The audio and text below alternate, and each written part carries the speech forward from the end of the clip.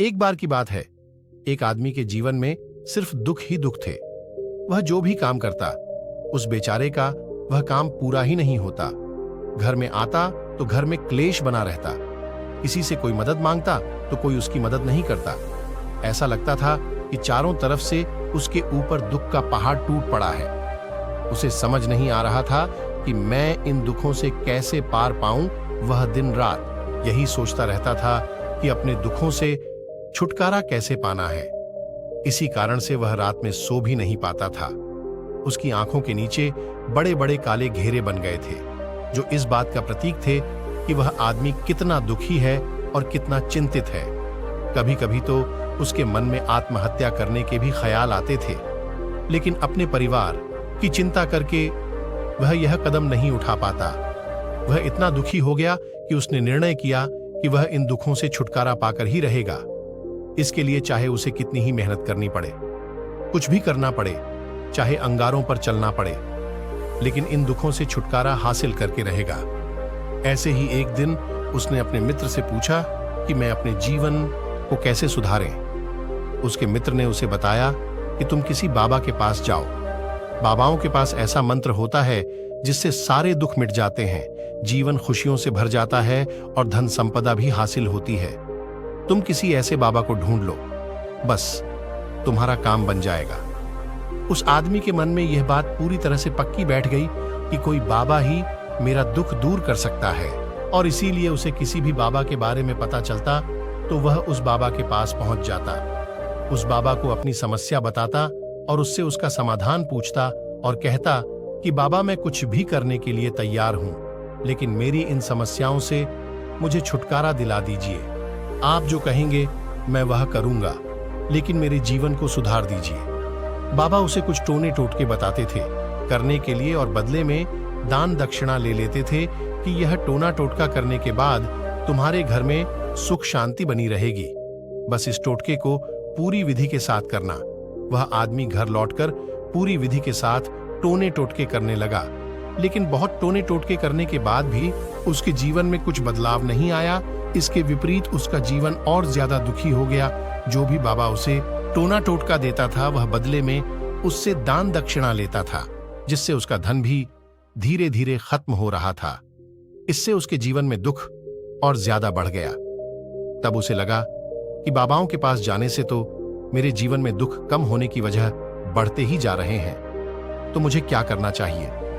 बाबाओं के पास जाऊं या ना जाऊं? फिर एक दिन एक आदमी ने उसे बताया कि तुम अपने घर में किसी पंडित को बुलाकर हवन करवा लो। हवन होगा, घर शुद्ध हो जाएगा। कोई भी बुरी ऊर्जा होगी घर में तो वह घर से बाहर चली जाएगी। किसी पंडित को बुलाकर पूरे विधि विधान उसे मंत्र उच्चारण कराओ, हवन कराओ, जिससे घर में सुख शांति आए। उस आदमी के मन में यह बात बैठ गई और उसने एक पंडित को अपने घर पर बुलाकर हवन करवा दिया। हवन अच्छी तरह से संपन्न हुआ। बदले में पंडित ने भी अच्छी दान दक्षिणा ली और उसके बाद वह वहां से विदा हो गया। लेकिन कुछ दिनों के बाद उस आदमी को महसूस हुआ कि उसके जीवन में अभी भी कोई बदलाव नहीं आया है। अब वह आदमी पूरी तरह से दुखी हो गया और ज्यादा परेशान हो गया। अब तो उसे लगने लगा था कि मेरे जीवन में से दुख कभी खत्म ही नहीं होंगे, और यही सोच सोचकर उस आदमी का बुरा हाल हो गया था। फिर एक दिन उसे अपने मित्र से एक ऐसे बाबा के बारे में पता चला जो समाधान बताने के लिए कोई दान दक्षिणा नहीं लेता था। उस आदमी को लगा कि यह बाबा दूसरे बाबाओं की तरह नहीं हो सकता, क्योंकि यह तो दान दक्षिणा लेता ही नहीं, और अगर दान दक्षिणा नहीं लेता तो यह सच में कोई सिद्ध बाबा होगा। और यही सोचकर वह उस बाबा के पास पहुंच जाता है। जब वह आदमी वहां पर पहुंचता है तो वह बाबा ध्यान में बैठे हुए थे। यह देखकर वह आदमी वहीं पर चुपचाप बैठकर ध्यान से बाहर आने का उनका इंतजार करने लगा। थोड़ी देर बाद बाबा ने आंखें खोली तो सामने एक दुखी और परेशान युवक को बैठे देखा। उसकी आंखों के नीचे काले घेरे देखकर ही समझ गया कि यह आदमी अपने जीवन से कितना परेशान है। उसे संबोधित करते हुए बाबा ने पूछा कि बच्चा क्या चाहते हो? बाबा के पास क्या लेने आए हो? उस आदमी ने कहा कि बाबा मैं अपने जीवन से बहुत परेशान हूं। मैंने इन दुखों को दूर करने के लिए बहुत सारे रास्ते अपनाए, हर वो तरकीब करके देखें जो किसी बाबा ने मुझे बताई। हर वो काम किया जो कोई भी इंसान ने मुझसे करने को कहा, लेकिन मेरे जीवन में दुखों कोई कमी नहीं आई बाबा। इसके विपरीत मेरे जीवन में दुखों में बढ़ोतरी हो गई है। मुझे समझ में नहीं आ रहा है कि मैं क्या करूं। कभी कभी तो मैं आत्महत्या करने की सोचता हूं, लेकिन मैं अपने परिवार की सोचकर मैं यह कदम नहीं उठाता हूं। मैंने आपके बारे में बहुत सुना है बाबा, और मैं बहुत उम्मीद के साथ आपके पास आया हूं। कृपया करके मुझे कोई ऐसा मार्ग बताएं जिससे मुझे अपने दुखों से छुटकारा मिल जाए। मैं अपने दुखों से छुटकारा पाने के लिए कुछ भी करने को तैयार हूं। आप मुझे कोई भी रास्ता बताएं, चाहे वह रास्ता कितना ही कठिन क्यों ना हो, मैं उसको पार करके रहूंगा। बाबा ने महसूस किया कि आदमी तो सच में बहुत परेशान है। बाबा ने उसकी बात सुनकर कहा कि बच्चा, दुखों को दूर करने के लिए मंत्र ऐसे ही नहीं मिलते हैं। मंत्र पाने के लिए कुछ करना पड़ता है। तुम कुछ कर सकते हो। यह सुनकर पहले तो उस आदमी ने सोचा कि यह बाबा भी मुझसे दान दक्षिणा मांगेंगे, लेकिन और कोई रास्ता ना पाकर उस आदमी ने कहा, बाबा, आपको जितना भी दान दक्षिणा चाहिए मैं देने के लिए तैयार हूं, लेकिन आपका मंत्र सच्चा होना चाहिए, वह पूरा होना चाहिए, उसका फल मुझे मिलना चाहिए। उसके बाद मैं आपको जो भी दान दक्षिणा लेना चाहते हो मैं आपको दे दूंगा। बाबा ने कहा, दान दक्षिणा तो बहुत छोटी चीज है, मुझे वह नहीं चाहिए।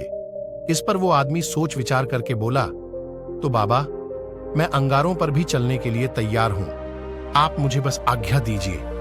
बाबा ने कहा कि अंगारों पर चलने वाली छोटी चीज में तुमसे नहीं कराने वाला हूं। मैं जो तुमसे कराने वाला हूं वह बहुत कठिन मंत्र है, उसे पूरा कर पाओगे? उसने कहा, बाबा, आप मुझे बताइए तो सही, मुझे करना क्या होगा?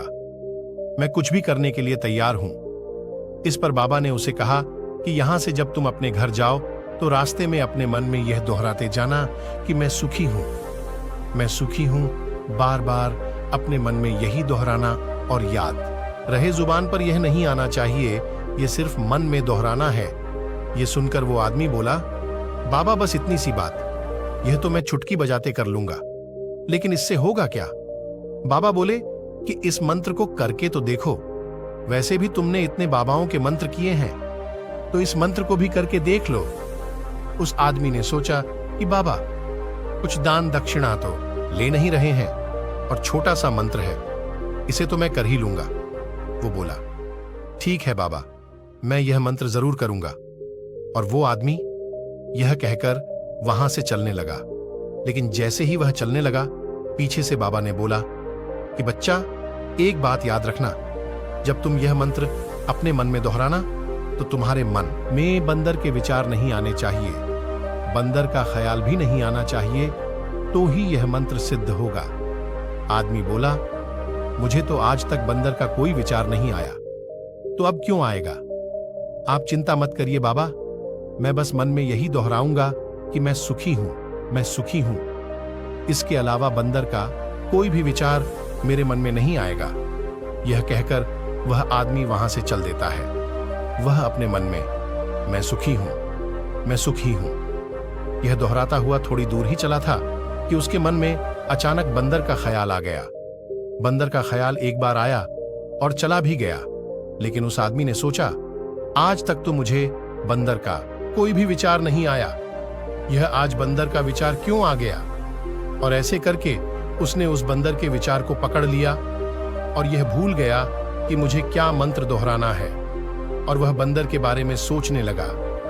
जब थोड़ी देर बाद फिर से उसे होश आया तो वह फिर से अपना वही मंत्र दोहराने लगा जो बाबा ने उसे बताया था, मैं सुखी हूं, मैं सुखी हूं। लेकिन अचानक से उसे एक बंदर दिखाई दिया और यह देखकर फिर से उसके मन में बंदर का विचार उठ गया, और यह देखकर वह इस विचार को बाहर फेंकना चाहता था, और वह चाहता था कि मेरे अंदर किसी तरह से बंदर का विचार ना आए, लेकिन उसे तो सामने बंदर ही दिखाई दिया। ऐसे ही जद्दोजहद करते करते घर पर पहुंचा, और घर पर पहुंचने के बाद अपनी पत्नी को कहा कि हे बंदरिया, मुझे खाने में बंदर परोस दो। और जब उसे एहसास हुआ कि उसने क्या बोल दिया तो वह अपने बाल नोचने लगा और दीवारों में सर मारने लगा कि आज तक मुझे बंदर का कोई भी विचार नहीं आया, और आज मुझे यह क्या हो गया है कि मुझे हर जगह बंदर ही बंदर नजर आ रहे हैं। यह कैसी माया है। यही सोच सोचकर वह आदमी रात भर सो नहीं पाया। रात भर करवटें बदलते रहा और सुबह उठकर सीधे उसी बाबा के पास पहुंच गया और उसके चरणों में गिरकर कहा कि बाबा, पता नहीं क्या चमत्कार हो रहा है। आज तक मुझे बंदर का कोई विचार नहीं आया, लेकिन कल से जब से आपने मुझसे कहा कि बंदर का विचार नहीं आना चाहिए, तब से मुझे हर जगह बंदर ही बंदर नजर आ रहे हैं।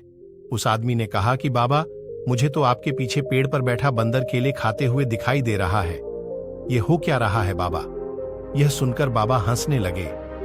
हाँ हाँ हाँ हाँ बच्चा, मन का जाल एक ऐसा जाल है जिसे समझ पाना इतना आसान नहीं है। बंदर तो तुम्हारे रास्ते में पहले भी आते थे। जब तुम मेरे पास आए थे तो इन्हीं पेड़ों पर यह बंदर घूम रहे थे, लेकिन तब तुम्हारे ध्यान में यह बंदर नहीं था। तब तुम्हारे ध्यान में सिर्फ दुख थे। इसके बाद बाबा ने उसे बताया कि बच्चा, हम जिस चीज से भी दूर भागना चाहते हैं, वही चीज हमारे मन में बहुत गहरे में प्रविष्ट हो जाती है और हमारे अंतर्मन में समा जाती है। असल में हम जिस चीज से छुटकारा पाना चाहते हैं, उससे छुटकारा इसीलिए पाना चाहते हैं कि वह हमारे साथ बहुत गहरे से जुड़ी हुई है, और हम जितना ही उससे छुटकारा पाना चाहते हैं, वह उतनी ही गहरी हमारे मन में बैठती चली जाती है और आखिरकार हमारे अंतर्मन में छा जाती है। ऊपर से तो हम चाहते हैं सुखी होना, कि मैं सुखी हूं। हमारे होंठ भी यही बोलते रहते हैं, लेकिन हमारे मन में दुख समाये होते हैं। हमारे विचारों में हमारे मन में दुख ही दुख दिखाई देते हैं। इसीलिए अपनी जुबान से बार बार यह बोलने से कि मैं सुखी हूं, हम सुखी नहीं होंगे जब तक यह मंत्र हमारे अंतर्मन में प्रविष्ट नहीं होगा। इस पर उस आदमी ने पूछा कि बाबा, लेकिन यह मंत्र हमारे अंतर्मन में प्रविष्ट कैसे होगा? यह सुनकर बाबा ने कहा कि बच्चा, अपने दुखों से लड़ना बंद कर दो। जब तक तुम अपने दुखों को दूर करने की सोचते रहोगे, तब तक वो दुख तुमसे चिपके रहेंगे। तब तक वो दुख तुम्हारे अंतर्मन पर अपना राज्य बनाए बैठे रहेंगे, और जिस दिन तुम उन दुखों के बारे में सोचना ही छोड़ दोगे, उन दुखों से छुटकारा ही नहीं पाना चाहोगे, उसी दिन से तुम्हारे जिंदगी से दुख गायब हो जाएंगे। क्योंकि किसी भी चीज से छुटकारा पाने के लिए हमें उस चीज के बारे में सोचना पड़ता है, और हम जितना ही उस चीज के बारे में सोचते हैं, वह उतनी ही गहरी हमारे मन में प्रविष्ट होती चली जाती है। हम अधिकतर समय दुखों के बारे में ही सोचते हैं। हम यही सोचते हैं कि हमारे जीवन में दुख है और हमें इससे छुटकारा पाना है। इसी वजह से बार बार सोचने से वो दुख हमारे अंतर्मन में प्रविष्ट हो जाते हैं और हमें एहसास भी नहीं होता। इसीलिए अगर तुम दुखों से छुटकारा पाना चाहते हो, तो दुखों से छुटकारा पाने के बारे में सोचना छोड़ दो। तुम्हें दुखों से छुटकारा मिल जाएगा। दोस्तों, अगर आपको वीडियो पसंद आई हो तो लाइक एंड सब्सक्राइब करें।